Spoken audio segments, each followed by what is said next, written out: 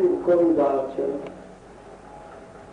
অথ ব্রজন রাজপথেন মাধবঃ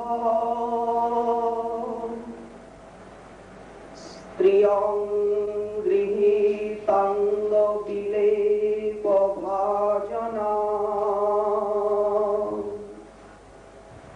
বিলোক্য কুব্জাং যুবতীং বরাননা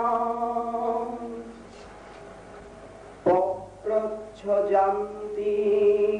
প্রহসন্ন রসপ্রদা।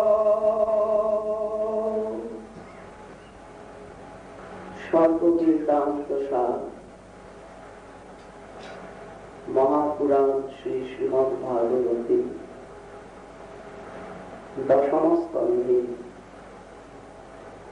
দ্বাচত্বারিংশ অধ্যায়ে ভাগবত প্রবক্তাচরণ পরমহংস কুল মুকুটমণি শ্রীপাদ শুকমুনি বর্ণনা করছেন রাজমার্গে মথুরার সেই জনবহুল প্রশস্ত রাজপথে সহসা শ্রীকৃষ্ণ দেখতে পেলেন কুব্জাকে। দেখুন শ্রীমদ্ ভাগবতী কবিতা মঞ্জরীর কত স্বাদ, বর্ণনা কি অপূর্ব ছটা বা লালিত্য। অথ ব্রজন রাজপথেন মাধব স্ত্রিয়ং গৃহীতাঙ্গ বিলেপভাজনাং বিলোক্য কুব্জাং যুবতীং বরাননাং পপ্রচ্ছজান্তীং প্রহসন্ন রসপ্রদঃ। অথ ব্রজন রাজপথেন মাধবঃ স্ত্রিয়ং গৃহীতাঙ্গ বিলেপভাজনাং বিলোক্য কুব্জাং যুবতীং বরাননাং পপ্রচ্ছজান্তীং প্রহসন্ন রসপ্রদঃ। শ্রীকৃষ্ণ মাধব দুইটি বিশেষণ দিচ্ছে, মাধব এবং রসপ্রদ। রসপ্রদ মাধব অথ তারপর সুদামা মালাকারী গৃহের থেকে বহির্গত হয়ে যখন রাজপথে পদসঞ্চার করছিলেন তখন ব্রজন রাজপথে যেতে যেতে দেখছেন গৃহীতাঙ্গ বিলেপভাজনাম, হস্তে আছে বিলেপন সামগ্রী। ভাজন শব্দে পাত্র, পাত্রে আছে অপূর্ব বিলেপন সামগ্রী। তার সুবাসে রাজমার্গ সুরক্ষিত। কেমন? যুবতী, তিনি যুবতী বরাননা, দেখতে রাজার সেবিকা, মুখখানা অত্যন্ত সুন্দর, মিষ্টি মুখশ্রী, দেবশ্রী, শুচিসুক্ত। বরাননা বড় শব্দের অর্থ শ্রেষ্ঠ। যুবতী, বয়সে যুবতী, কিন্তু দোষের মধ্যে সবই সুন্দর। মথুরাবাসিনী নিশ্চয়ই ভাগ্যবতী, কিন্তু কুব্জা কুজো।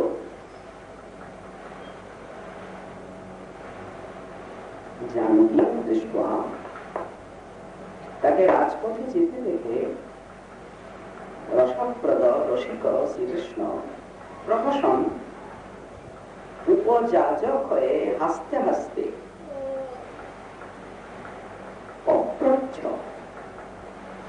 জিজ্ঞাসা করলেন কি?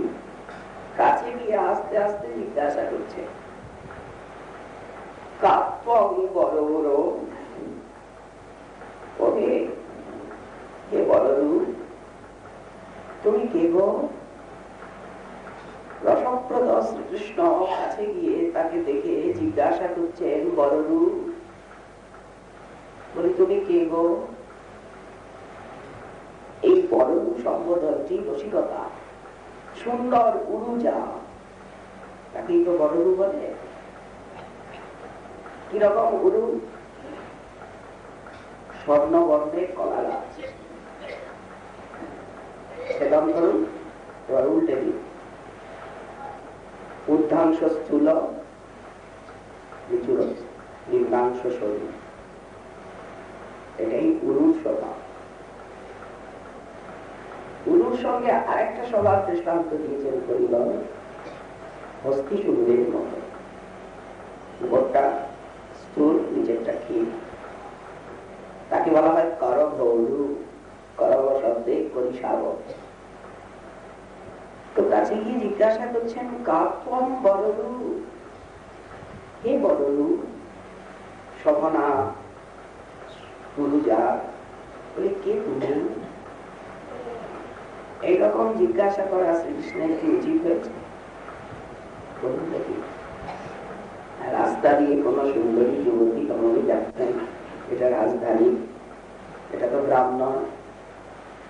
বলি গ্রামীণ শ্রীকৃষ্ণ, বলি গ্রাম থেকে এসছেন,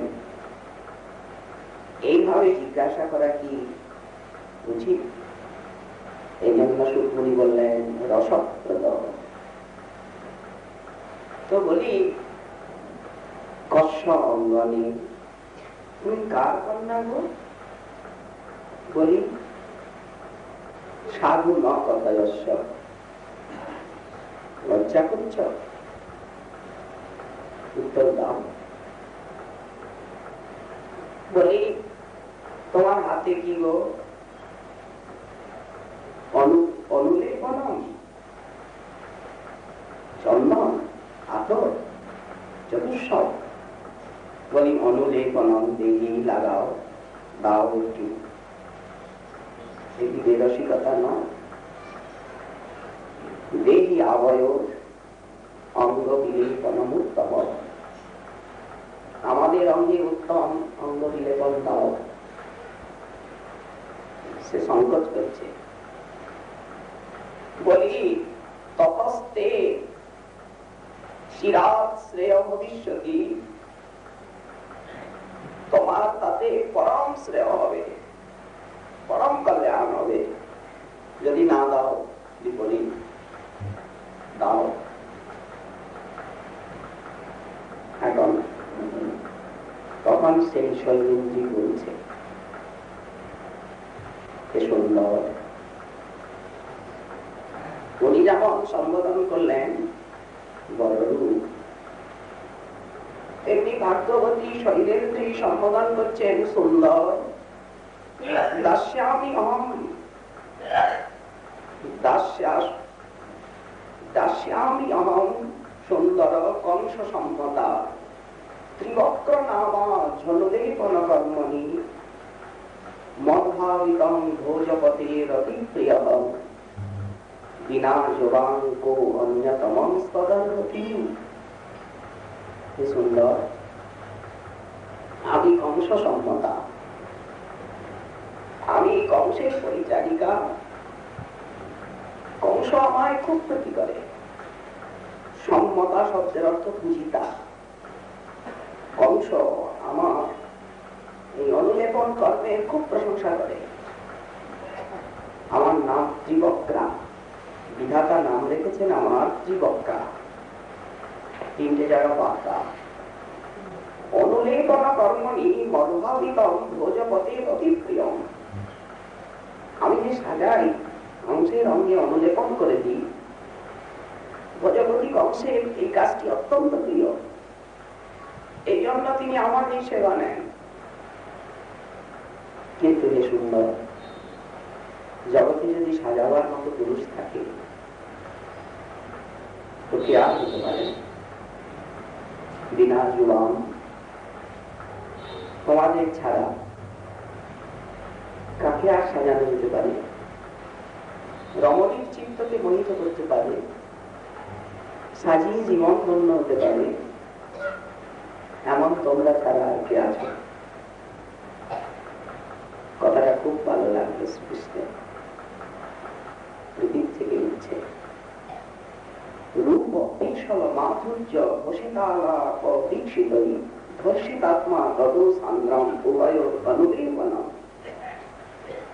রমণী মোহন, অনন্ত মোহন শ্রীকৃষ্ণ শুধু তো কথা বলেন না, উনি কথা বলেন কম, হাসেন বেশি, নয়নের সঞ্চালন বেশি, ভাবভঙ্গি খুব বেশি। এই জন্য রূপ, শ্রীকৃষ্ণের রূপ এসব মাধুর্য খুশিতাও আলাপ দীক্ষিত, এতগুলো সামগ্রী আছে, হাসি আছে, সরল দৃষ্টি আছে, সঙ্গে সঙ্গে হাসি মাখানো আলাপ আছে। অপরিচিতার সঙ্গে এমন এসে কি কেন কথা বলছেন? রূপ এবং পেশন এবং মাধুর্য সৌষ্ঠ, এগুলি দেখে পূজা ধর্ষিতাত্মা। আত্মা বলতে এখানে মন বা চিত্ত, চিত্ত বা মন যেন ধর্ষিত হলো। এখানে ধর্ষিত শব্দ বিগলিত, ধর্ষণ বিগৌরব, ধর্ষিতাত্মা।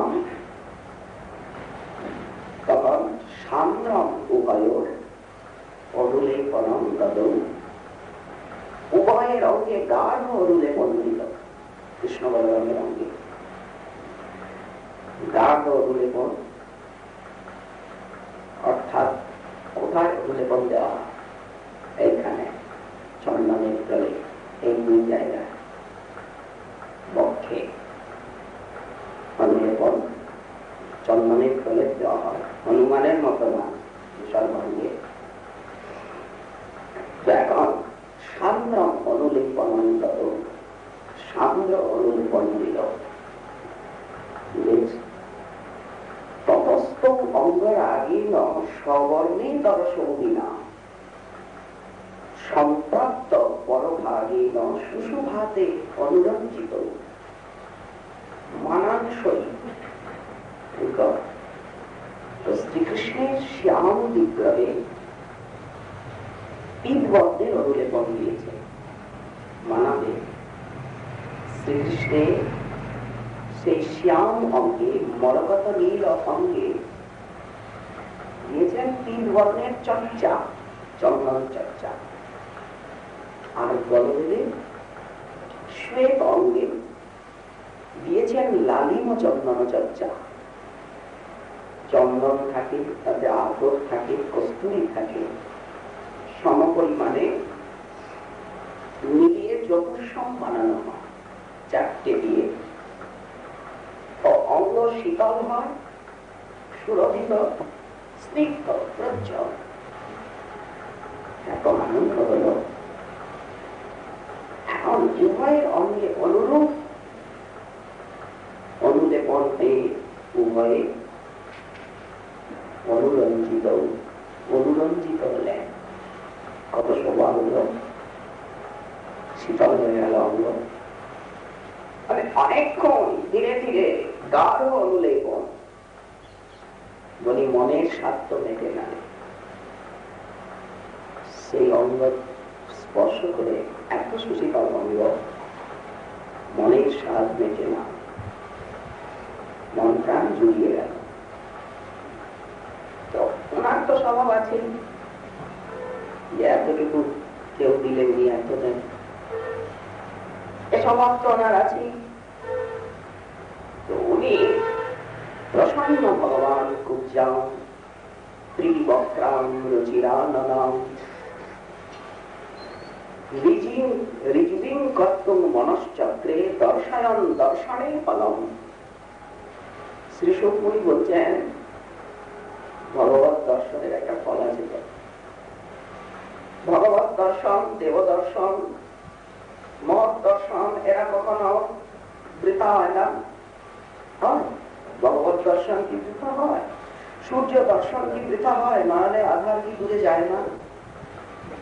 তো ভগবত দর্শনের যে ফল, তাৎকালিক ফল, তৎক্ষণাৎ প্রাপ্ত ফল, সেটা দেখাবার জন্য ভগবান প্রসন্ন সন সেবা করল অপরিচিতা। কিন্তু খুব সবই সুন্দর, দোষের মধ্যে বাঁকা, মন বাঁকা নয়, দেহটা বাঁকা। মন বাঁকা তো সেই রজকের ছিল, এই জন্য চোখেটা আঘাত করে মাথাটাকে ফেলে দিলেন, সোজা করো মন। কিন্তু ওই মন বাঁকা নয়, কিন্তু দেহটা বাঁকা। কিন্তু মুখখানা বড় সুন্দর, কমনীয়, রুচির আন্ন নাম। এই শব্দ দুবার প্রয়োগ করলেন শ্রী শুকগুরু, একই শব্দ। একবার বললেন বড়া নাম, সুন্দর মুখখানা, আর আরেকবার ওই সমার্থবোধক শব্দ রুচির আন্ন নাম। মুখখানা অত্যন্ত মিষ্টি, কমনীয়। তো খুব জাম রিজভিং করত, সরল করতে। এখন যাকে উনি কৃপা করে তার ভিতরটাও সরল হয়, বাইরটাও সরল হয়। এমন নয় যে বাইরে আড়াই প্যাচ, ভিতরেও আড়াই প্যাচ, জিলাপির প্যাচ। বললেন না, প্যাচে গোছে চলবে না। তো এই জন্য রিজভিং করত, সরল করতে কি করলেন? মনশ্চক্রে দর্শনে ফলং দর্শয়ন। দেখো আমার দর্শনের ফল কি বললেন? দেখুন, অপরিচিতা রমণী তার সঙ্গে ব্যবহার করছেন কেমন? পদভ্যাম আক্রম্য, পায়ের উপর পা দুটো দিলেন, বলি চরণের উপর চরণ দুটো রাখেন, রাখলেন তো? পদভ্যাম আক্রম্য প্রপদে। এইবার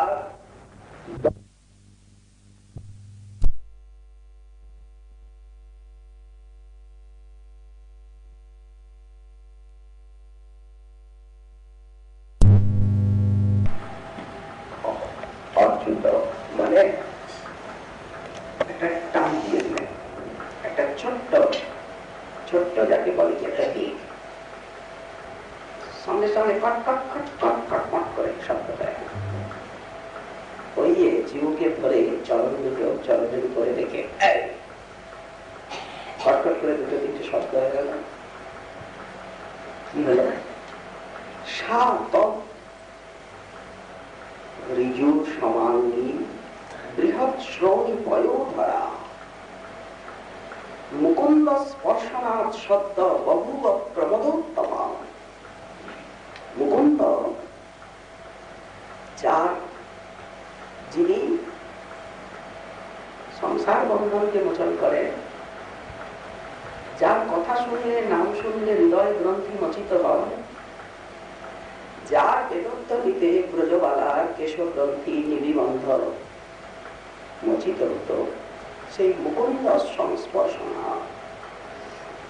মুকুন্দের স্পর্শ মাত্রে কেমন হয়ে গেলেন? ঋজু সমানাঙ্গী, একদম সহজ সরল, প্রতি অঙ্গের অপূর্ব গঠন, ঋজু সরল সমানাঙ্গী। আর কেমন?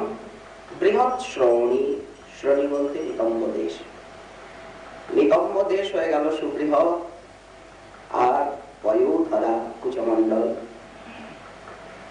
সত্য বহুব প্রমোদোত্তমা, অতিশয় সুন্দরী প্রমোদোত্তমা হয়ে গেলেন স্পর্শে, মুকুন্দের স্পর্শে। সে গুজ্জান না, সে ত্রিবক্রা আর না। দেখুন কেশবের স্পর্শে কত প্রভাব। এখন জনগণ হারিণী প্রমোদোত্তমা সত্য প্রভুব হলো কি? তত রূপ গুণ উদার্য সম্পন্না। রূপ এসে গেল, গুণ এসে গেল, উদারতা এসে গেল, সবকিছু এসে গেল। রূপ তো দেখুন, রূপ হচ্ছে দৈহিক সৌন্দর্য, গুণ হচ্ছে মানসিক সৌন্দর্য, ঔদার্য চিত্তগত সৌন্দর্য। তো এগুলি সম্পন্ন হয়ে প্রাহ কেশবম উত্তরীয়ন্তম আকৃষ্য স্ময়ন্তী জাতরিচ্ছয়া। এত সুন্দরী হয়ে সহসা শ্রীকৃষ্ণের পিতাম্বর ধরেছে উত্তরীয়ান্তম। শ্রীকৃষ্ণ তো চলে যাবেন, এখন চলে যাবেন, উনি ব্যস্ত আছেন। সঙ্গে সঙ্গে ওনার পিতোত্তরীয় বলরাম আছেন, সদাগর আছেন। উনি একই ব্যবহার মথুরার রাজপথে নাগরিকগণের বলেন, যারা আমার নাগরিনী মথুরা মহিলা, বলি নগর মহানগরীর মহিলা, তাদের স্বভাব কি এরকম? হয়তো হতেও পারে, জানা নেই। তো উত্তরীয়ান্তম, সঙ্গে সঙ্গে উত্তরীয়ের অন্ত মানে আচল, পিতাম্বরটার আচল আকৃষ্ট। কেন আকর্ষণ করছে? হাসছে কেন? স্ময়ন্তী হাসছে, লালসা ব্যঞ্জক হাসি। জাত ঋচ্ছয়া, অন্তরে জন্মেছে ঋচ্ছ। ঋচ্ছয় শব্দের অর্থ আকাঙ্ক্ষা। কিসের আকাঙ্ক্ষা? কি বলছে? বলছে এই বীর গৃহম যাম, দেবী দেবী এসো এসো আমার ঘরে চলো। রাজসেবিকা ন ত্বং ত্যক্তুম উৎসহে, আমি তোমায় ছাড়তে পারি না। ত্বং ত্যক্তুম ন উৎসহে ন সমর্থা বাবা, আমি তোমায় ছাড়তে পারছি না।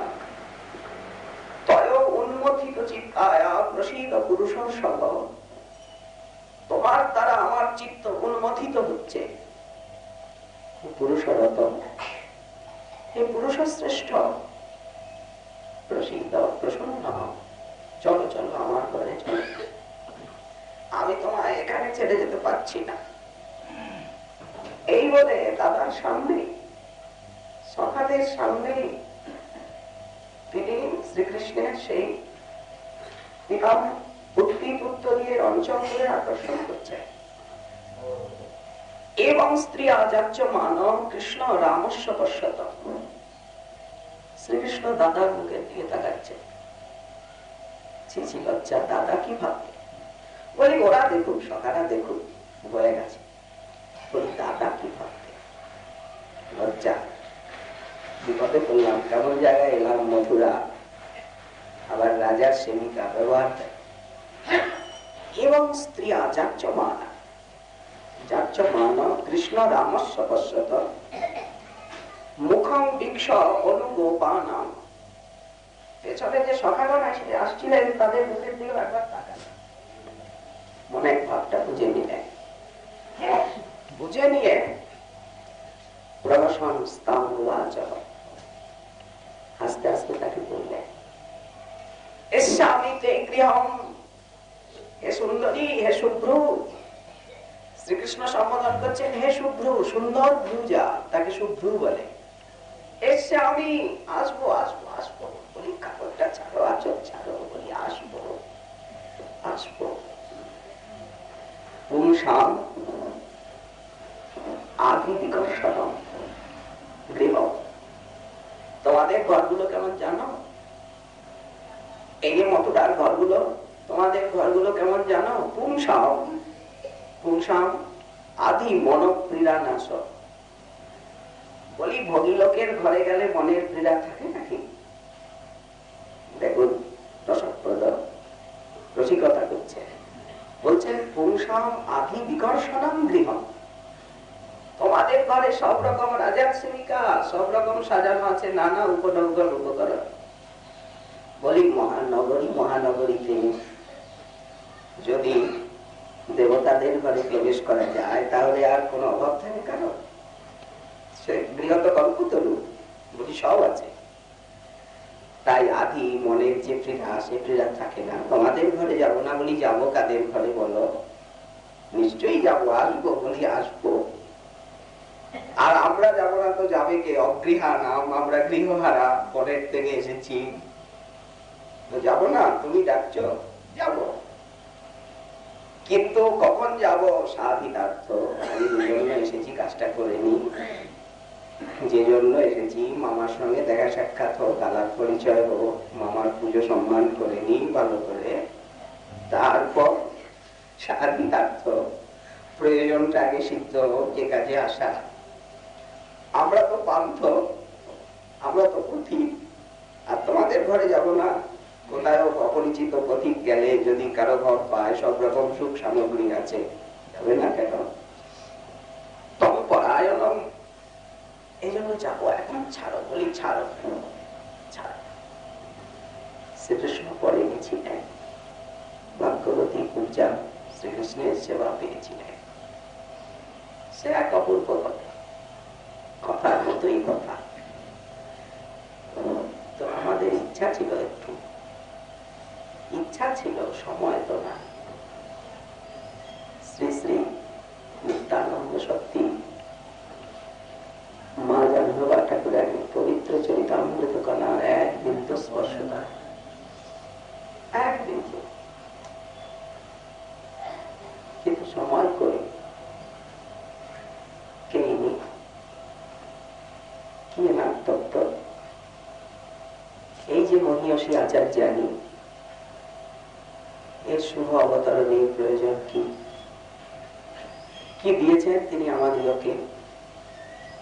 ইতিহাস বলতে, জানতে, শুনতে বড়ই আনন্দ লাগে। তত্ত্ব কথা হজম করা আমার মতো ক্ষুদ্র জীবের পক্ষে সৎসাধ্য নয়। কিন্তু ইতিহাস এমন সুমিষ্টি, ইতিহাস এমন জিনিস যে ইতিহাস আস্বাদনে হৃদয় শীতল হয়ে যায়, শিশুও বুঝতে পারে। সবচেয়ে বেশি মা জাহ্নবী দেবীর সম্বন্ধে আপনারা পাবেন ভক্তি রত্নাকর বলে গ্রন্থ। অন্যান্য সব গ্রন্থই আছে, কিন্তু ভক্তি রত্নাকর যেভাবে মায়ের কথা বর্ণনা করেছেন, এতটা বেশি পরিমাণে বর্ণনা কথা বলে না। নিত্যানন্দ প্রিয়াং বন্দে প্রেম ভক্তি রত্ন প্রদায়িনী শ্রী জাহ্নবেশ্বরী বন্দে তাপত্রয় নিবারিণী। ভক্তি রত্নাকরের শ্লোক। নিত্যানন্দ প্রিয়াং তাপত্রয় নিবারিণী প্রেম ভক্তি রত্ন প্রদায়িনী শ্রী জাহ্নবেশ্বরী অহং বন্দে। সেই শ্রী জাহ্নবী দেবীকে বন্দনা করি, যিনি প্রেম ভক্তি রত্ন প্রদায়িনী। প্রেম ভক্তি তো মহারত্ন, প্রেম ভক্তি রত্ন প্রদায়িনী। তাপত্রয় নিবারিণী নিত্যানন্দ প্রিয়া বিশেষণ। জাহ্নবী ঈশ্বরী এটি বিশেষ পদ, আর প্রেম ভক্তি রত্ন প্রদায়িনী তাপত্রয় নিবারিণী নিত্যানন্দ প্রিয়া, তিনটি বিশেষণ, তাকে বন্দনা করি। শ্রীধাম নবদ্বীপ, তার অনতি দূরে শালিগ্রাম বলে একটি গ্রাম আছে। সেটি হচ্ছে সূর্যদাস এবং গৌরী দাসের পূর্ব আলো জন্মভূমি। নবদ্বীপ ধামের অনতি দূরে এই সুদাম নবদ্বীপ, একদিকে চাপাহাটি, বিদ্যানগর, সারঙ্গমুরারি, শ্রীপাঠ, মামগাছি, তার থেকে ওদিকে গিয়ে শালিগ্রাম। তো সেইখানে সূর্যদাস, গৌরীদাস, এরা 6 ভাই, সবাই শ্রীমান মহাপ্রভুর ঐকান্তিক ভক্ত এবং সেবক। আচ্ছা, ব্রজের যিনি প্রিয়নন্দ সখা সুবল, সুবল শ্রী রাধারানীর অত্যন্ত, বলি কি শ্রীকৃষ্ণের অত্যন্ত প্রিয়, পরম অন্তরঙ্গ। শুধু তাই নয়, সুবলকে দেখতেও রাধারানীর মতো। এই জন্য শতনামে একটি নাম আছে, সুবল নস্ত সর্পা। এই জন্যই তো রাধারানী সুবলের বেশে সেজে চলে যান, আর সুবল রাধারানীর বেশে সেজে আর রয়ে যান ভবনে, ফাঁকি দেন শ্বশুর মাতাকে। তো সেই যে প্রিয় নর্ম সখা সুবল, তিনি গৌরলীলায় গৌরীদাস পণ্ডিত, অপূর্ব তার চরিত্র।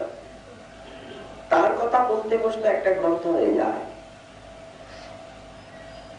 তো বড়, আর এই যে সূর্যদাস পণ্ডিত, ইনি হচ্ছেন পূর্বলীলায় ককুতমি। বলদেব চন্দ্রের শ্বশুর মহাশয়। দ্বারকালীলায় বলদেবের দুই পত্নী রেবতী এবং বারুণী।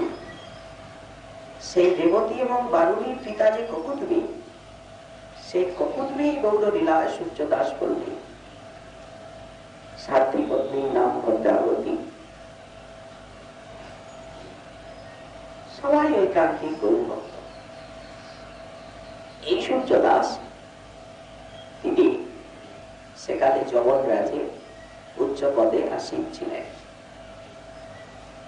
তার বুদ্ধিমত্তায়, তার ব্যবহারে জগৎ নরপতি সন্তুষ্ট হয়ে তাকে উপাধি দেন সরখে। এই জন্য সূর্যদাস সরখে। ঐতিহাসিকগণ বলেন আসল উপাধি এদের ঘোষাল, বাৎসগোত্র। তো সূর্যদাস পণ্ডিত গৌরীদাস তিনি শালিগ্রাম ত্যাগ করে আর অম্বিকা কালনায় এসে নিবাস করেন। সেখানে নির্জনে সাধন ভজন করে, অবিবাহিত গঙ্গার তীরে অবস্থান করে। তো হলো কি,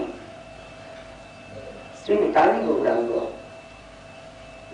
যেই সময় শান্তিপুরে এলেন না অদ্বৈতকে দ্বন্দ্ব দেওয়ার জন্য, ওই যে জ্ঞানের ব্যাখ্যা করছিলেন উনি, কেলালেন, খুব কেলালেন বুড়কর্তাকে। আচ্ছা কিলিয়ে শেষে অদ্বৈত প্রভু স্তুতি করলেন, বুঝলেন এটা চতুরতা, চালাকি। শান্তিপুরের থেকে এইবার দুই ভাই নৌকা চালিয়ে এপারে শান্তিপুর ওপারে কালনা, গঙ্গা এপার ওপার।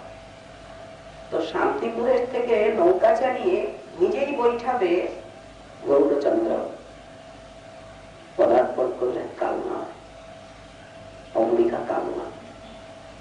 গৌর আমার যেসব স্থান ভ্রমণ করার রঙে, স্থানগুলো এভাবে গৌরীয় বৈষ্ণব দেখবেন যাতে চোখের সামনে ভাসে।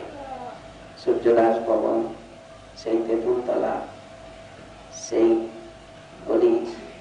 গৌরীদাস ভবন, সেই নিতাই গৌরাঙ্গ যেন আপনার চোখের সামনে ভাসে।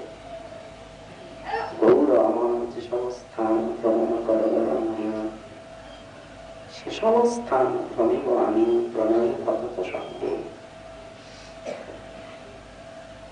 তো এসেছেন প্রভু গৌরীদাস, গৌরীদাস, গৌরীদাস নৌকা করে এসেছেন, বৈঠাটা হাতে নিয়ে চলে এসেছেন প্রভু। কেন ঠাকুর? চরণে বললেন কত প্রিয় শুভ সখা, কত প্রিয়, হাতে বৈঠা। বলি গৌরীদাস নাও, একটা উপহার নাও। বৈঠাটা দিচ্ছ কেন ঠাকুর? বলি জীবগণকে ভবনদী পার করো, তুমি ভবনদী পার করো। কারণ গৌরলীলার প্রধান বৈশিষ্ট্য হচ্ছে জীব উদ্ধার লীলা।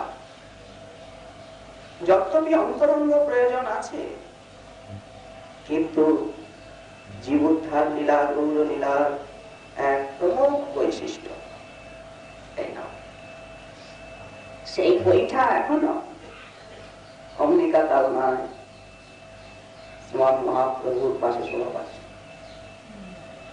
আর মহাপ্রভুর স্বহস্ত লিখিত একখানি গীতা সেইখানে, সেটিও কোন সময় গৌরীদাসকে দিয়েছিলেন।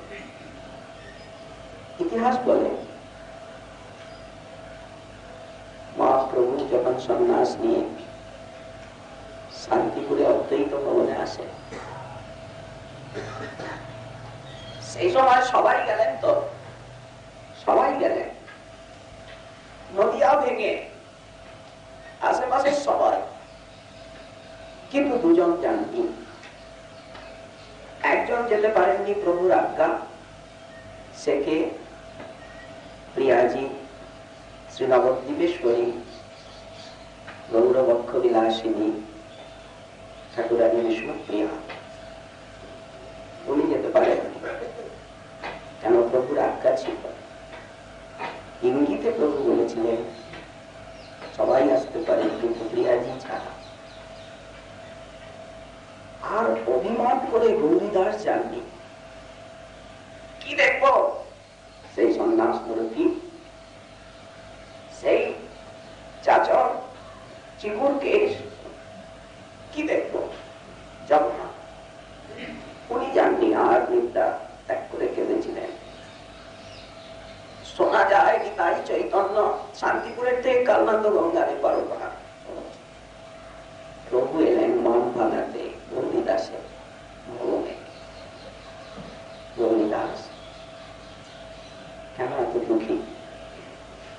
এসেছ ঠাকুর, এসেছ, ছেড়ে দেব না।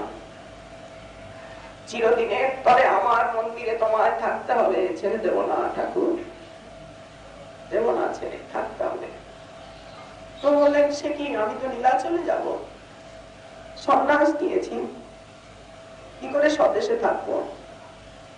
মায়ের আজ্ঞা হয়ে গেছে, ছাড়ব না। নিরূপা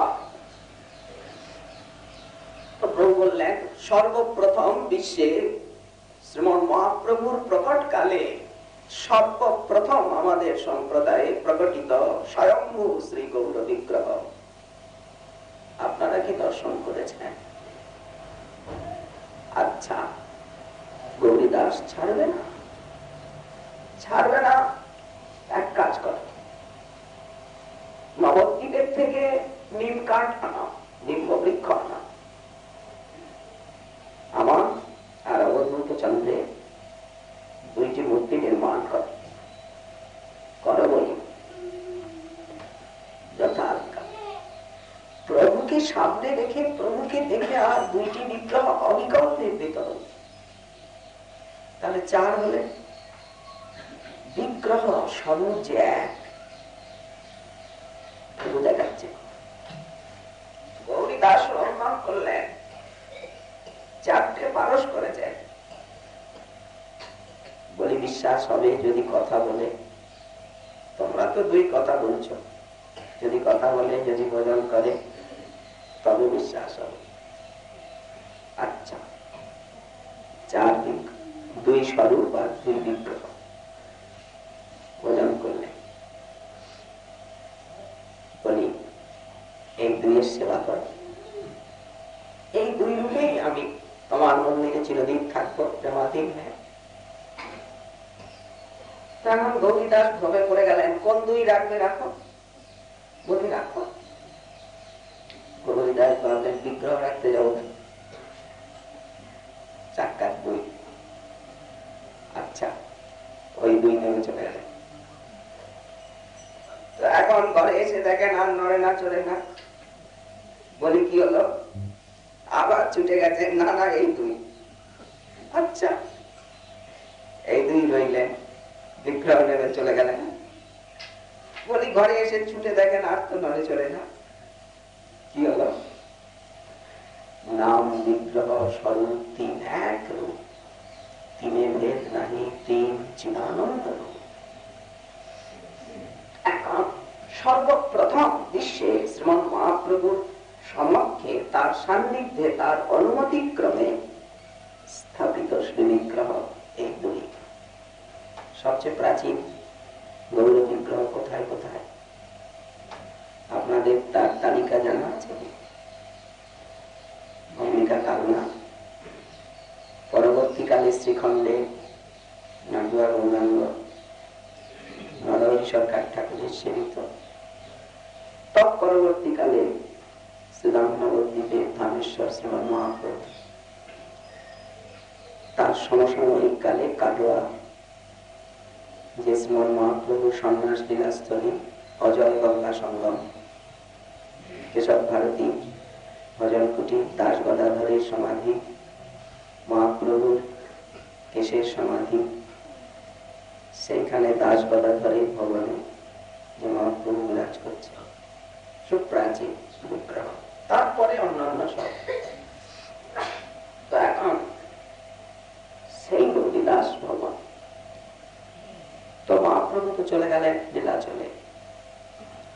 সূর্যদাস পণ্ডিত তিনিও শালিগ্রাম বাস ত্যাগ করে ভাইয়ের স্নেহেতে সম্পন্ন ছিলেন। তিনি অম্বিকা কালনা এসে নিবাস করলেন। তো ইনি নিতাই গৌরাঙ্গের সেবা করেন, আর ওনার গৃহদেবতা হচ্ছেন লক্ষ্মী নারায়ণ শালগ্রাম। সেইখানেই বসুধা এবং জাহ্নবা রেবতী বালনী, পূর্বলীলার বলদেবের পত্নী, বালিকা গৌরাঙ্গী, সর্বাঙ্গ সুন্দরী, অতি কমনীয়া। তবে হ্যাঁ, স্বভাবে এতটুকু ভেদ, রূপসী। বসুধা একটু খুবই লাজুক প্রকৃতি, গৃহস্থালী কর্মেতে নিপুণা।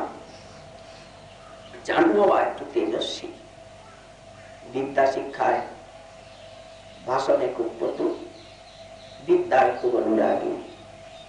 দুই বোনের দেখতে একরকম হলেও স্বভাবের ভিতরে একটু প্রভেদ। এই জন্য আমরা পরবর্তীকালে দেখতে পাই বসুধা দেবী কোনোদিন আচার্য নিয়ে কাজ করেন, উনি বাইরে আসেন, কিন্তু জাহ্নবা দেবী সম্প্রদায়ের আচার্য হয়েছেন, প্রচার করেছেন রীতিমতো। নিত্যানন্দ প্রভু যেভাবে ঘুরে ঘুরে নাম প্রেম লীলা, নাম প্রেম দান জীবুদ্ধা, মা জাহ্নবা দেবীও ঘুরে ঘুরে নাম প্রেম দান জীবুদ্ধা। কিন্তু সেকালের মর্যাদা অনুসারে পর্দার আড়ালের মধ্যে থেকেই মা প্রচার করেছেন জীবুদ্ধা। সেটি শিশুকালের থেকেই ফুটে উঠেছিল স্বভাবের বৈচিত্র্য। তখন তারা বালিকা, প্রভাতকালে উঠে পুষ্পচয়ন করেন, গুনগুন করে গান করেন দুই ভগিনী, কি কহব সখী আনন্দ, চিরদিনে মা ভব মন্দিরে মোর, বিদ্যাপতি পথ। মঙ্গল আরতি হতে থাকে, নিতাই বলে মঙ্গল আরতি গৌর কিশোর, মঙ্গল শ্রী নিত্যানন্দ জৌর কিশোর। দুই বোন সেবার কাজ করেন, মায়ের সঙ্গে নিতাই গৌরাঙ্গের রন্ধনাদি কার্যে সহায়তা করেন। মা ভদ্রাবতী জাহ্নবার জননী দুই কন্যাকে পাক কার্যে অত্যন্ত সুরক্ষা করেছেন। তথাপি বালিকাদের হাতে উনি মহাপ্রভুর পাকের ভাত দেন না, কি জানি কি দুটি করে ফেলবে। সকালবেলা দুই বোন সুন্দর মালা গাঁথেন, পুষ্পের চূড়া দুই প্রভুর জন্য বানিয়ে দেন, শ্রবণের কুণ্ডল, পুষ্পপাত্র সাজিয়ে দেন। গৌরীদাস পূজা করেন। গৌরীদাস তিনি ভক্তি শাস্ত্র নিপুণ। অপরাহ্নকালে শ্রীমৎ মহাপ্রভুর প্রাঙ্গণে ভাগবত তিনি চর্চা করেন। শোনা যায় যে জাহ্নবা পিতৃব্য গৌরীদাসের কাছে থেকে ভক্তি শাস্ত্র অধ্যয়ন করে বিদুষী হয়েছিলেন। তো এইভাবে ধীরে ধীরে দুই কন্যা মহাপ্রভুর সেবা করেন মায়ের সঙ্গে। ধীরে ধীরে তারা যৌবন পদার্পণ করেন। এদিকে হলো কি, শ্রীমৎ মহাপ্রভু সন্ন্যাস নিয়ে চলে এলেন, সার্বভৌম ভট্টাচার্যকে উদ্ধার করলেন। করেই প্রভু কিছুদিনের মধ্যেই দক্ষিণ ভারতে চলে গেলেন। দক্ষিণ ভারত ভ্রমণের সময় প্রভু শ্রীমন নিতাই চাঁদকে সঙ্গে নেন, কালাকৃষ্ণ দাস বলে তাকে নিয়ে গেলেন। তো প্রভু ঘুরে এলেন। ঘুরে আসবার পরেই রথযাত্রা এলো। সেই রথযাত্রায় সব দেশবাসী ভক্তরা মিলে তারা 4 মাস থাকলেন। হলো কি, তারপরেই একদিন শারদ পূর্ণিমার রাত্রি, সেই জ্যোৎস্না ধোয়া নিশিথিলি, নির্জন সিন্ধুতি, কেউ জানে না, দুই ভাই গেছেন। মহাপ্রভু সমুদ্রের তটে বসে সেই নীল জলধি রূপালী জ্যোৎস্না যেন লিখে দিয়েছে শ্রীকৃষ্ণের বিগ্রহে ভান জাগে, অনুভব জাগে সেই নীল জল দেখে। চারিদিক নিঝুম নিস্তব্ধ, রাত্রিকাল 2 মাস বসেছে। মহাপ্রভুর দক্ষিণে শ্রী নিতাইচাঁদ, নিতাইচাঁদের বাম বাহুটি প্রভু অনুদেশে রেখেছে। প্রভু কাঁদছে, তিনি যেন বলতে চান শ্রীপাদ। নিতাইচাঁদ প্রভুর স্পর্শ সুখে। আর সেই রাত্রি সমুদ্রের তীরে নিতর পরিবেশে অবধূত কোথায় যেন হারিয়ে গেছে নিজেকে। শ্রীপাদ প্রভু কিছু বলতে যাচ্ছেন, নয়নে টপটপ করে অশ্রুধারা। বলি আমার মনের দুঃখ বুঝে, মনের কথা যে বলবো কাউকে, এমন লোক তুমি ছাড়া তো আর কাউকে দেখি না। আমার মনের বেদনা বুঝবে এমন ব্যক্তি তো এখানে কাউকে দেখছি না। বুকে বড় ব্যথা। দক্ষিণ ভারতের থেকে আসবার পরই মহাপ্রভু যেমন কেমন উদাসীন অন্তর্মুখ হয়ে যাচ্ছে, ওটা প্রভু নিজেও বুঝতে পারলেন যে আমি কেমন যেন দিন দিন উদাসীন অন্তর্মুখ হয়ে যাচ্ছি, কি যেন ভিতরে টানছে। কিন্তু যে জন্য আমার আশা, যে আকর্ষণ, যে জীবুত্থান, সেটা যেন আমার দ্বারা হচ্ছে না। সে কার্যে যেন শিথিলতা আসছে, এটি প্রভু অনুভব করলেন। সেই কথাটাই বলতে চান যে মনের বেদনা কাউকে বলি, এমন তো কাউকে দেখছি না। প্রভু তুমি কাঁদছ, আমি তোমার জন্য কোথায় সেই কৈশোর অবস্থায় মাতা পিতার স্নেহ জালকে ছিন্ন করে এক চক্রার থেকে বেরোলাম তোমায় খুঁজবো বলে। তোমায় খুঁজবো বলে সেই কৈশোর কালে মাতা পিতা আত্মীয় স্বজনের স্নেহ জালকে ছিন্ন করে বেরোলাম। সন্ন্যাসী এসে নিয়ে গেল, লোকে দেখলো এক চাকার থেকে। কিন্তু আমি তীর্থে তীর্থে তোমায় কত খুঁজে বেরিয়েছি। শেষে বৃন্দাবনে এসে খুঁজলাম, তুমি ধরা না দিলে ধরতে পারি কি। শেষে আকর্ষণ করে আনলে নবদ্বীপে। সেখানে কিছু সারা শব্দ পেলাম বৃন্দাবনে। নবদ্বীপে এলাম নন্দন আচার্যের গৃহে, তুমি দয়া করে আমায় দেখা দিলে। তোমার দর্শনে আমি বিভোর হয়ে গেলাম। তখন তুমি আমার বুকে তুলে নিলে, আশ্রয় দিলে। বড় সাপ, বড় আকাঙ্ক্ষা, ছায়ার মতো শব্দ তোমার সঙ্গে থাকি, তোমার সেবা করি। তোমার দুঃখ সয় না, তোমার নয়নে অশ্রু, তোমার অন্তরে ব্যথা, তোমার চরণে যদি একটা কণ্টক বিদ্ধ হয়, আমার প্রাণে বজ্র সম লাগে। প্রভু কি করতে চান? প্রভু নিতাইচাঁদের হাত দুটো নিয়ে ধরেছেন। নিভৃতে নিতাই লইয়া। সমুদ্রের তীরে কেউ জানেন না। এই জন্য যে দুই ভাই যে কি যুক্তি করলেন, একটা যুক্তি হয়েছিল, কিন্তু কি হয়েছিল কেউ জানে না। নিভৃতে নিতাই লইয়া, হাতে ধরে বসাইয়া মধুর কথা কহে ধীরে ধীরে। জীবেরে সদয় হইয়া হরিনাম লওয়াও গিয়া, যাও নিতাই সুরধনী তীরে। তুমিও রহিবে যদি মুনি ধর্ম করি, আপন উদ্দাম ভাব সব পরিহরি। তুমিও যদি চুপচাপ থাকো, আপন উদ্দাম ভাব সব পরিহরি, মূর্খ নিজ পতিত এই যে সংসার, বড় দেখি আর কেবা করিবে উদ্ধার। কৃষ্ণ প্রেম দাতা তুমি, তুমি সম্বলিলে, বলো অবতার কি নিমিত্ত করিলে। তুমি যদি আমার মতো সন্ন্যাসী সেজে, তুমি তো সন্ন্যাসী নও, তুমি তো অবধূত, তো বলি তুমিও যদি আমার মতো এইখানে লুকিয়ে থাকবে, কৃষ্ণ প্রেম দাতা যদি তুমি কৃপণ হলে, তাহলে মূর্খ নিজ পতিত যত সংসার কাঁদছে আর্ত লক্ষ লক্ষ নরনারী ববসমুদ্রে পড়ে, তাদেরকে কে উদ্ধার করবে? তাদের সেই জ্বলন্ত প্রাণে শীতল রসতটিনীর সঞ্চার কে করবে?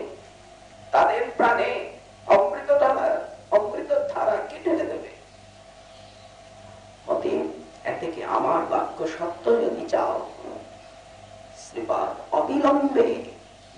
দেশপ্রতি যাও। নিতাই চায় আকাশ ভেঙে মাথায় পড়ল। এই আজ্ঞা, কিন্তু তুমি যন্ত্র। বলি তুমি যন্ত্রী, আমি যন্ত্র, যেভাবে চালাবে। বিধাতা আমার ভাগ্যে কি এই লিখিত? কিন্তু আমার বিধাতা তো সামনে বসে আছে। যে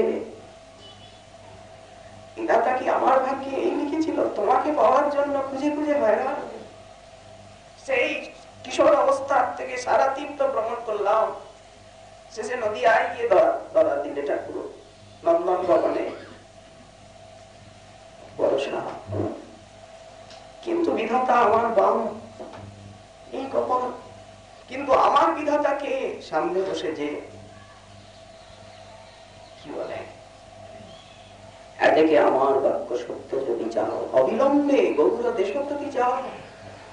প্রভু কহে নিত্যানন্দ, সব জীব হইল অন্ধ, কলিঘরতি মিরে জগজন গরসল, ধর্ম করম রঘুদূর, অসাধনে চিন্তামণি, বিধি মিলাবল আনি, গোড়া বড় দয়া ঠাকুর। কলি অন্ততা, অমাবস্যার অন্ততা। তো বলছে প্রভু কহে নিত্যানন্দ, সব জীব হইল অন্ধ, কেহ তো না পাইল হরিনাম। এক নিবেদন তোরে, তুমি নয়নে দেখিবে যারে যারে যারে। যাকে যাকে নয়নে তুমি দেখবে, কৃপা করি লওয়াইবে নাম নিজের শক্তিতে। যাকে যাকে তুমি নয়নে দেখবে, কি বালক, কি বৃদ্ধ, কি পুরুষ নারী, ব্রাহ্মণ চণ্ডা, কুকুরান্ত বলি, যাকে যাকে তুমি সামনে দেখবে, কৃপা করি লওয়াইবে। দেখুন, বলকে বল দিচ্ছেন, আজ্ঞা বল। বলের বল কম নয়, কিন্তু আজ্ঞা বলে প্রভু আরো সন্তুষ্ট করছেন। কৃপা করি লওয়াইবে না। যদি তুমি বলো সে দেশের লোক যেমন, ওখানে পাঠাবে না প্রভু। কেন? বৈষ্ণব দেখলেই গা জলে তাদের। চণ্ডী বাসুলির গীত, তাই তো, জগি পাল, মহি পাল, হরি পাল বলি, বিড়ালের বিয়ে দেয়, কুকুরের বিয়ে দেয়, সেই দেশে পাঠাবে। তো দেখো, কুমতি তার্কিক জন, পড়ুয়া বাসন্তী গণ, তারা জন্মে জন্মে ভগতি বিমুখ, কৃষ্ণ প্রেম দান করি বালক বৃদ্ধ পুরুষ নারী, তুমি খণ্ডাই ও সভাকার। নাম সংকীর্তন রসে তুমি ভাষাইল গৌর দেশে, পূর্ণ করো সভাকার আস। এমন ভাবে তুমি নাম প্রেমের প্রচার করো, বন্যা এসে যাও। বন্যা, যেখানে মরুভূমি, এক ফোঁটা জল নেই, সেখানে বন্যা বইয়ে দাও। তাই হয়েছিল, তাই করেছিলেন লহরী কিশোরী প্রেম নিতাই ডাকে, শান্তিপুর টুকু টুকু নদে ভেসে যাও। এমন ভাবে উনি প্রেম দিয়েছিলেন। অদ্বৈত আচার্য তাই দেখেই তো লিখেছিলেন, প্রভু হাটে আর নামিকায় চাল, সবার ঘরে চাল কে আর কিনতে যাবে। তাই নাম সংকীর্তন রসে তুমি ভাষাইল গৌর দেশে, পূর্ণ কর সবাকার আর। হেন কৃপা অবতারে উদ্ধার নহিল যারে, কি করিবে বলরাম দাস? বলরাম দাস কি করবে? এমন কৃপালু নিতাই যে না, যে বলবে না, বললেন তাকে জীবনকে মুখাগ্নি করো। অনল জালিয়া দেহ তার মাঝে মুখখানে। মহাজন বললেন না, নিতাই চান প্রভুর আজ্ঞা পালনের জন্য আসছে। প্রভু সঙ্গে কতিপয় পার্শ্বদ হইলেন, রামদাস, দাস গদাধর ইত্যাদি। কেমন ভাবে আসছে?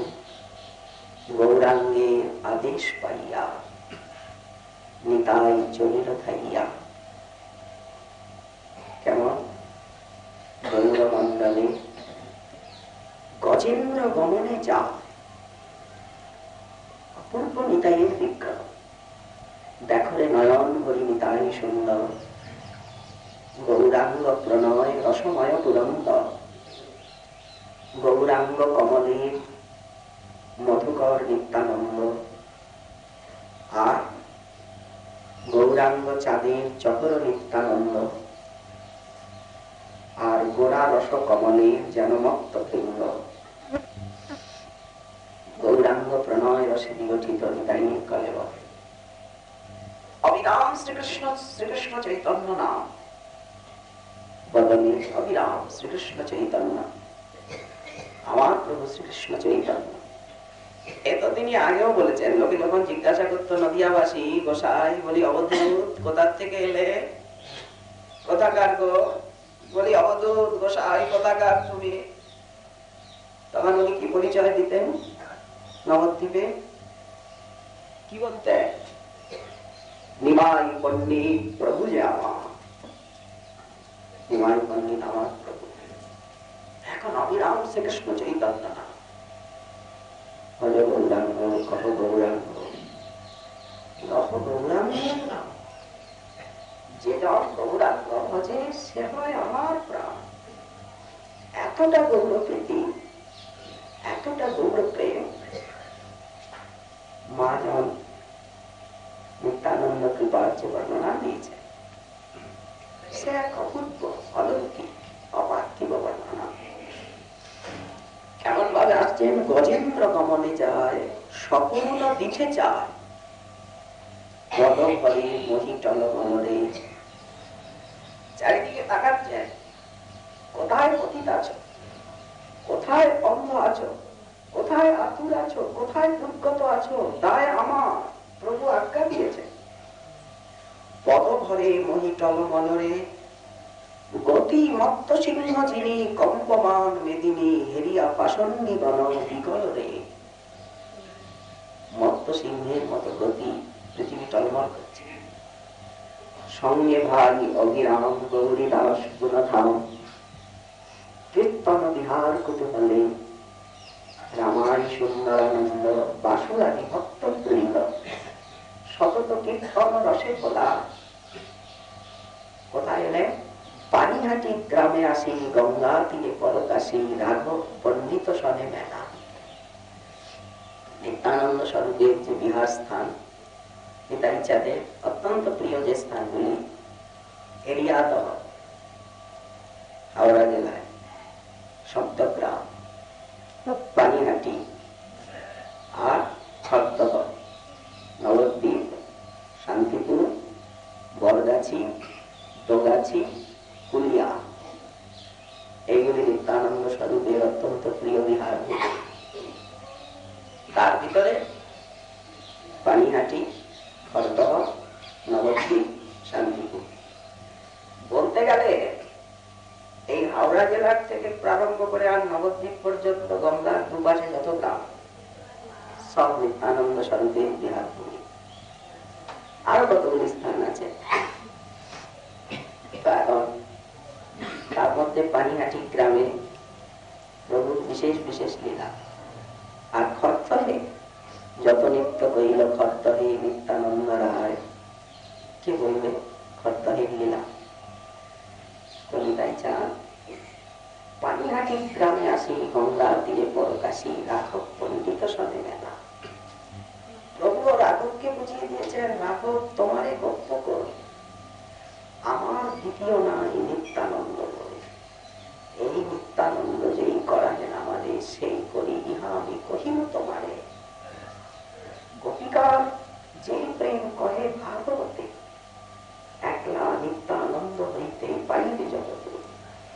এই নিত্যানন্দে যার তিলার্ধের দেশ রহে, ভক্ত হইলেও সেই জন প্রভু মোর প্রিয় নহে। প্রভু আজ্ঞা করেছিলেন শ্রীপাদ স্থায়ী ভাবে থাক, কিন্তু কয়েকবার প্রভুর আজ্ঞা লঙ্ঘন করেছিলেন। সব ভক্তগণ রথযাত্রার সময় আসে, ভক্তগণ আসে, নিতাই চাঁদ সঙ্গে চলে। এই প্রকার 6 বার প্রভুর আজ্ঞা লঙ্ঘন করেছেন। তো এলেই আর এখানের থেকে যেতে চান না, আসা বলতেই 3-4 মাস থেকে যান। প্রভুর ব্যথা পান, শ্রীপাদ স্থির ভাবে থাকা। হলো কি, শেষবারের বার প্রভু আবার গোপনে নিয়ে বসলেন। শ্রীপাল খালি বঙ্গদেশে থাকলেই হবে, যাতে নাম প্রেম প্রচার তারা অক্ষুণ্ণ গতিতে ভবিষ্যতেও চলে। এই জন্য তোমার সংসারী হতে হবে। তোমার বংশধারার মধ্যে দিয়ে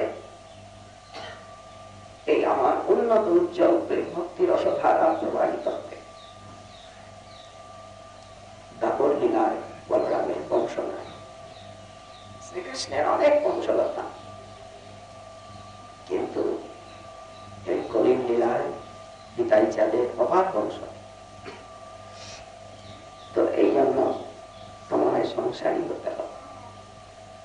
তুমি ষোড়শী বধূকে কাঁদিয়ে, ষোড়শী প্রিয়া পতিব্রতাকে কাঁদিয়ে, বৃদ্ধা মাকে কাঁদিয়ে তুমি সন্ন্যাস নিয়ে এখানে লুকিয়ে থাকবে ঠাকুর, আর আমি অবধূত কিশোর অবস্থার থেকে তোমার ব্রহ্মচারী, আমায় তুমি সংসারে পাঠাবে। তোমার যেমন ইচ্ছা।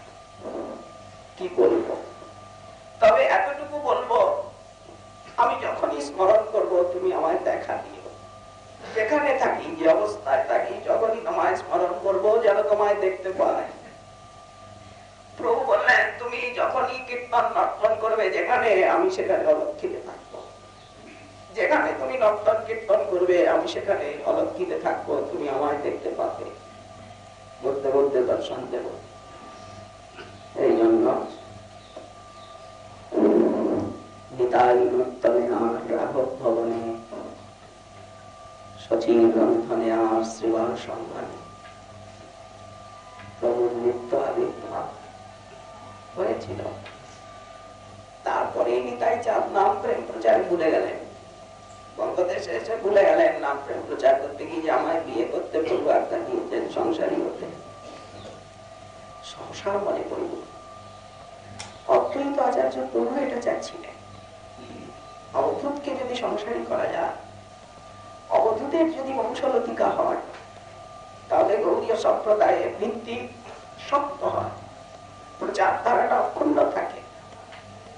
সত্যি শিশুমন নিত্যানন্দ প্রভুর এই যে বংশলতা, এতে যে কত কত বড় বড় মনীষীর আবির্ভাব হয়ে গেছে শতাব্দীর পর শতাব্দীতে। তাদের পবিত্র নামগুলো আপনারা শুনতে চান? সময় তো নেই। তো এখন শশা মনে করলো প্রভু আমায় বিয়ে করতে আদেশ দিয়েছেন, প্রভু ইঙ্গিত দিয়েছেন বসুধারণ হবার। তো এখন নিতাই চাঁদ উদ্ধারণ দত্তকে সঙ্গে নিয়ে সপ্তগ্রামে একদিন অম্বিকাকার ভাই গেলেন সূর্যদাসের মন্দিরে। সূর্যদাস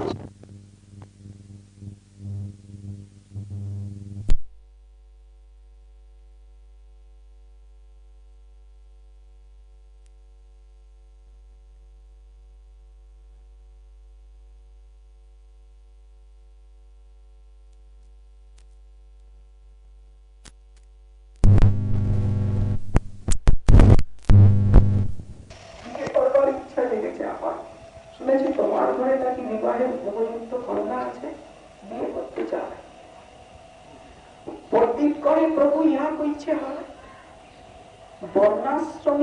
বর্ণাশ্রমাচারী আমি, আমার আছে জাতি ভয়।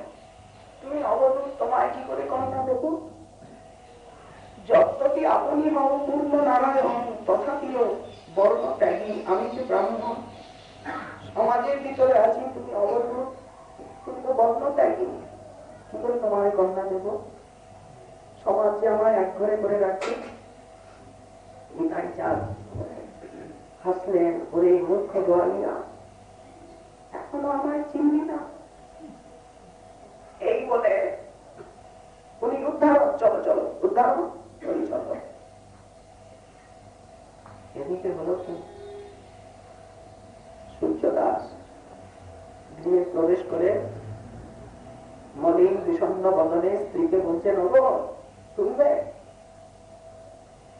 আজকে ভোর রাত্রে আমি একটা স্বপ্ন দেখেছি। স্বপ্নে দেখছি কি তালধ্বজ বিরাট রথ, মহাপুরুষ রতন শ্বেত বর্ণ, এক কর্ণে কুণ্ডল, হস্তে হলমূষল, বিরাট মন্দ শরীর, বীর পরিধানে নীল ধটি। আমায় জিজ্ঞাসা করছে, এইটা কি সূর্যদাসের বাড়ি? এইটা কি? এইটা সবার সাথে এসেছে। ঘুম লেগে গেল। শোনা যায় ব্রাহ্ম মুহূর্তের স্বপ্ন নাকি অনেকাংশে সত্য হয়। তারপরেই অবধূতে স্বপ্নে বলরামকে দর্শন করেছে। বলরাম এসেছে। এখন রেবতী বারুণী, বসুধা এবং জাহ্নবী, এই তো তাতে জাহ্নবী দেবীতে অনন্য বন্ধনীর প্রবেশ। এই জন্য জাহ্নবী মাতা যে অনন্য বন্ধনী, এটি বৈষ্ণব সমাজে সুবিদিত, সর্বত্র প্রচারিত কথা। জাহ্নবী অষ্টক বলে একটা অষ্টক আছে। সেই অষ্টকটা আছে কোথায়? জীব গোস্বামী পদের নামে আরোপিত ব্যাগরাসে, সেখানে যে রাজকীয় পুঁথিশালা, সেখানে এত সংখ্যক পুঁথি হিসাবে, পাণ্ডুলিপি হিসাবে সেটা সেখানে রাখা আছে। এখনো জাহ্নবী অষ্টক, অনঙ্গ মঞ্জরী অষ্টক তো আছে। এখন এছাড়া গৌরগণের স্তুতিকাতে বসুধা জাহ্নবীর কথাও আছে।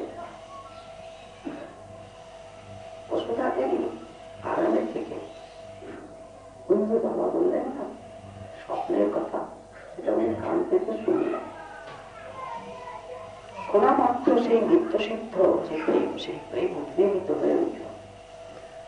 বসুধা শুনিলা স্বপ্ন বিল মাঝে থাকে, স্বাভাবিক উথলিল প্রেম ঝরে আঁখি, তো নয়নের লোরে বসন দিলি গেল। মনে মনে ভাবছেন এত কাঁদছি কেন আমি, এত চোখে জল কেন? বসনে বসনে বদন ঝাঁপিয়া রহিল, পাঁচে লোক দেখে নয়ন লোরেতে বসন ভিগি গেল, ভিজে গেল। সহসা কাঁপতে কাঁপতে মূর্ছিতা হয়ে পড়ে গেলেন গৌর শব্দ করতে করতে। কি হলো? শব্দ তো কেন? সূর্যদাস ঘরে গিয়ে দেখছেন কন্যা পড়ে গেছে, আর উঠে মূর্ছা অপস্মরণ। বৈদ্য এলো, সারাবাহী লোকে লোকারণ্য, কুলের চেষ্ট কন্যা, নারী পাওয়া যাচ্ছে না, সহসা মূর্ছা। বৈদ্য বললেন এটা মূর্ছা রোগ, আকস্মিক অকস্মার ব্যাধি। কি উপায়? বললেন উপায় আর কি, এখন গঙ্গা, গঙ্গা স্মরণ, আর উপায়। বাড়িতে লোকে লোকারণ্য, সবাই কাঁদছেন। কি হলো?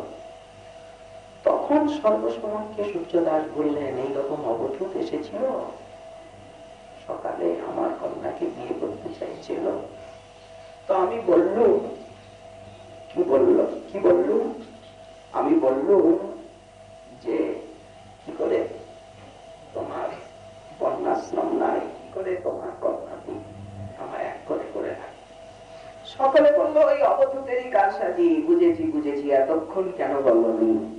বলি আচ্ছা, তুমি যদি আমার কন্যাকে বাঁচাতে পারেন, তাহলে তার হাতে কন্যা দিলে আপনাদের কোনো আপত্তি নেই তো?